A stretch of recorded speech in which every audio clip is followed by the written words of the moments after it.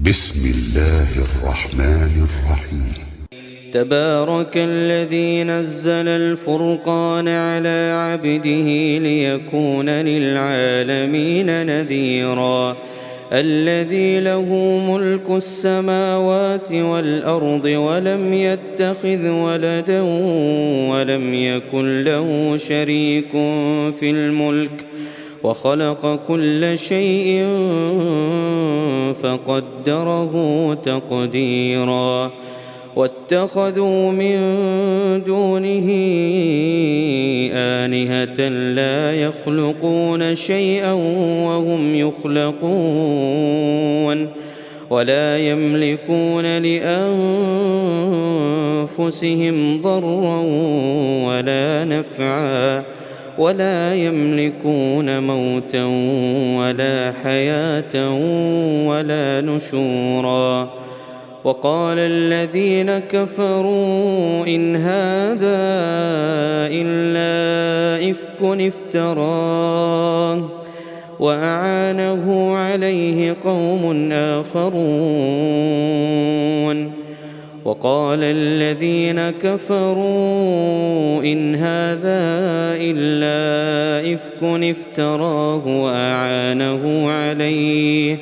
وأعانه عليه قوم آخرون فقد جاءوا ظلما وزورا. Maha Suci, Allah Subhanahu wa Ta'ala, yang telah menurunkan Al-Furqan, yakni Al-Quran. Ia dinamakan Al-Furqan karena kandungannya membedakan antara perkara yang hak dan perkara yang batil, kepada hambanya, yakni Nabi Muhammad, agar dia menyampaikannya kepada seluruh alam, yaitu kepada bangsa manusia dan bangsa jin, selain bangsa malaikat, sebagai pemberi peringatan kepada mereka, dengan memperingatkan mereka akan azab Allah, yang kepunyaannya lah kerajaan langit dan bumi, dan dia tidak mempunyai anak, dan tidak ada sekutu baginya dalam kekuasaannya, dan dia telah menciptakan segala sesuatu, karena hanya dialah yang mampu menciptakan kesemuanya itu, dan dia menetapkan ukuran-ukurannya dengan serapi-rapinya, secara tepat dan sempurna.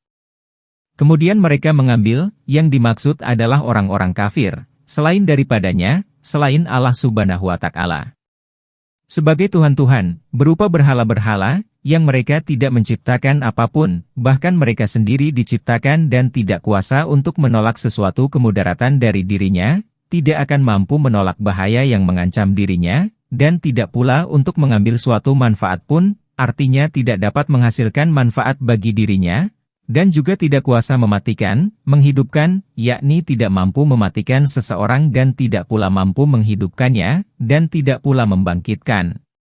Tidak mampu membangkitkan orang-orang yang mati untuk dapat hidup kembali.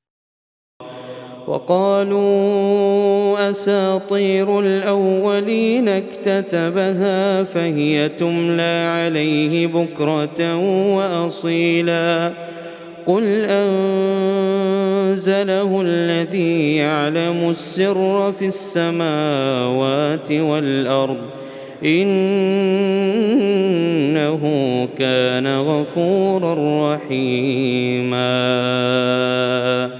وقالوا ما لهذا الرسول يأكل الطعام ويمشي في الأسواق لولا أنزل إليه ملك فيكون معه نذيرا أو يلقى إليه كنز أو تكون له جنة يأكل منها وقال الظالمون إن تتبعون إلا رجلا مسحورا انظر كيف ضربوا لك الأمثال فضلوا فلا يستطيعون سبيلا. تبارك الذي إن شاء جعل لك خيرا من ذلك جنات تجري من تحتها الأنهار ويجعل لك قصورا. Dan orang-orang kafir berkata, sesungguhnya ini, Al-Quran ini, tidak lain hanyalah kebohongan-kebohongan, yakni kedustaan, yang diada-adakan olehnya, oleh Muhammad sendiri, dan dia dibantu oleh kaum yang lain, yakni oleh sebagian dari orang-orang ahli kitab. Allah berfirman, maka sesungguhnya mereka telah berbuat suatu kelaliman dan dusta yang besar, yakni kekafiran dan kedustaan. Dan mereka berkata, pula bahwa Al-Quran itu, dongengan-dongengan orang-orang dahulu, yakni kedustaan-kedustaan mereka. Lafal asatir adalah bentuk jamak dari lafal usturah, dimintanya supaya dituliskan, telah menukilnya dari kaum tersebut melalui orang lain, maka dibacakanlah dongengan itu kepadanya, supaya ia hafal, setiap pagi dan petang. Kemudian Allah berfirman menyanggah ucapan mereka. Katakanlah, Al-Quran ini diturunkan oleh Allah yang mengetahui rahasia, hal-hal yang gaib, di langit dan di bumi. Sesungguhnya Dia adalah Maha Pengampun, kepada orang-orang yang beriman, lagi Maha Penyayang, kepada mereka. بل كذبوا بالساعة وأعتدنا لمن كذب بالساعة سعيرا إذا رأتهم من مكان بعيد سمعوا لها تغيظا وزفيرا وإذا ألقوا منها مكانا ضيقا مقرنين دعوا هنالك ثبورا لا تدعوا اليوم ثبورا واحدا وادعوا ثبورا كثيرا قل أذلك خير أم جنة الخلد التي وعد المتقون كانت لهم جزاء ومصيرا لهم فيها ما يشاءون خالدين كان على ربك وعدا مسؤولا ويوم يحشرهم وما يعبدون من دون الله فيقول أأنتم أضللتم عبادي هؤلاء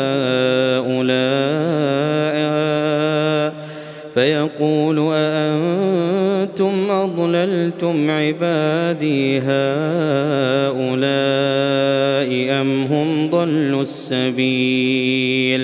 Dan mereka berkata, mengapa Rasul ini memakan makanan dan berjalan di pasar-pasar? Mengapa tidak diturunkan kepadanya malaikat, agar malaikat itu memberikan peringatan bersama dengan dia?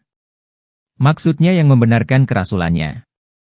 Atau mengapa tidak diturunkan kepadanya perbendaharaan dari langit yang kemudian ia membelanjakannya, sehingga ia tidak usah berjalan-jalan di pasar lagi untuk mencari penghidupan, atau mengapa tidak ada kebun baginya, yaitu ladang yang menjadi miliknya, yang dapat dia makan dari hasilnya, buah-buahannya, sehingga hal itu menjadi kecukupan baginya. Menurut qiraat yang lain dibaca nakulu minha, artinya, yang kami dapat ikut makan dari kebunnya. Maksudnya, supaya memiliki kelebihan di atas kami. Dan orang-orang yang zalim itu berkata orang-orang kafir itu kepada orang-orang mukmin, tidak lain kamu sekalian hanyalah mengikuti seorang lelaki yang kena sihir, orang yang akalnya tidak waras karena pengaruh sihir. Maka Allah berfirman pada ayat selanjutnya. قالوا سبحانك ما كان ينبغي لنا أن نتخذ من دونك من أولياء ولكن متعتهم وآباءهم حتى نسوا الذكر وكانوا قوما بورا فقد كذبوكم بما تقولون فما تستطيعون صرفا ولا نصرا ومن يظلم منكم نذقه عذابا كبيرا وما أرسلنا قبلك من المرسلين إلا إنهم ليأكلون الطعام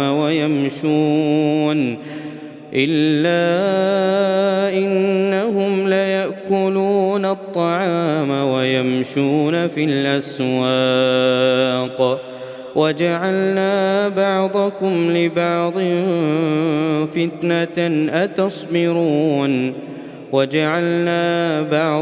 لبعض فتنة أتصبرون وكان ربك بصيرا وقال الذين لا يرجون لقاءنا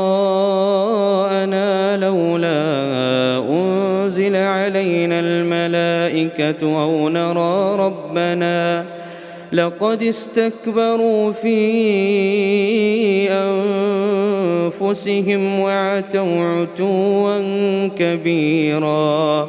Perhatikanlah bagaimana mereka membuat perumpamaan-perumpamaan tentang kamu dengan julukan sebagai orang yang kena pengaruh sihir, orang yang membutuhkan nafkah, orang yang harus ditemani oleh malaikat yang bersama-sama menyampaikan tugasnya, lalu sesatlah mereka dari petunjuk disebabkan ucapannya itu, mereka tidak sanggup mendapatkan jalan untuk menentang kerasulannya. Maksudnya mereka tidak akan dapat menemukan jalan untuk menentangnya. Maha Agung Allah, Maha Kaya akan kebaikan, yang jika Dia menghendaki, niscaya dijadikannya bagimu yang lebih baik dari yang demikian, yakni lebih baik daripada perbendaharaan harta dan kebun yang mereka mintakan di dunia ini, yaitu surga-surga yang di bawahnya mengalir sungai-sungai, karena Dia telah menjanjikan akan memberikan kepadanya nanti di akhirat. Dan dijadikannya pula, lafal ayat ini dibaca jazm, untukmu istana-istana, dan menurut qiraat yang lain, lafal yaj'al dibaca yaj'alu sehingga kedudukannya menjadi kalimat istinaf, atau kalimat baru. يوم يرون الملائكة لا بشرى يومئذ للمجرمين ويقولون حجرا محجورا وقدمنا إلى ما عملوا من عمل فجعلناه هباء منثورا أصحاب الجنة يومئذ خير مستقرا وأحسن مقيلا ويوم تشقق السماء بالغمام ونزل الملائكة تنزيلا الملك يومئذ الحق للرحمن وكان يوما على الكافرين عسيرا ويوم يعض الظالم على يديه يقول يا ليتني اتخذت مع الرسول سبيلا يا ويلتى ليتني لم أتخذ فلانا خليلا. Bahkan mereka mendustakan hari kiamat, hari terakhir yang tiada hari lagi sesudahnya. Dan kami menyediakan neraka yang menyala-nyala bagi siapa yang mendustakan hari kiamat, neraka yang apinya menyala-nyala dengan nyala yang besar. Apabila neraka itu melihat mereka dari tempat yang jauh, mereka mendengar kegeramannya, yakni suara mendidihnya seperti halnya orang yang sedang marah, dan suara nyalanya, suara yang keras sekali dari nyala apinya. Atau makna yang dimaksud adalah jika orang-orang tersebut melihat neraka sekalipun dari tempat yang jauh, mereka akan mendengar suara gemuruh dan nyala apinya. لقد أضلني عن الذكر بعد إذ جاءني وكان الشيطان للإنسان خذولا وقال الرسول يا رب إن قوم اتخذوا هذا القرآن مهجورا وكذلك جعلنا لكل نبي عدوا من المجرمين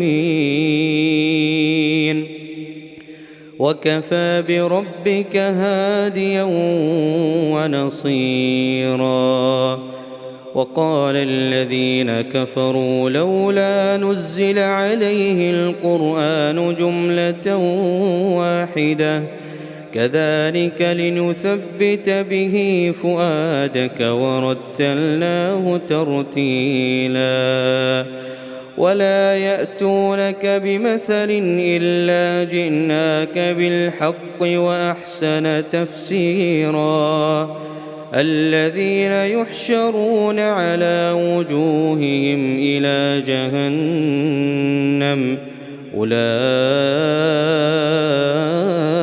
شر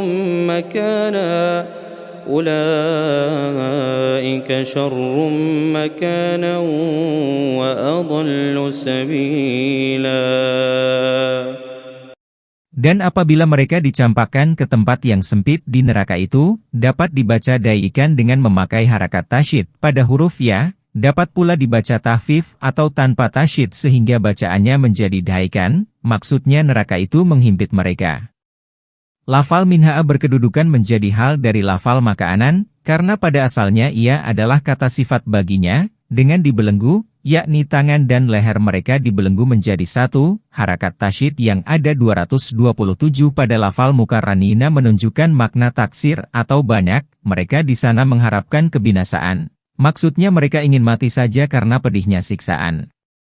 Dikatakan oleh Allah Subhanahu wa Ta'ala kepada mereka, janganlah kamu sekalian mengharapkan satu kebinasaan, melainkan harapkanlah kebinasaan yang banyak, sesuai dengan azab yang menimpa kalian ini.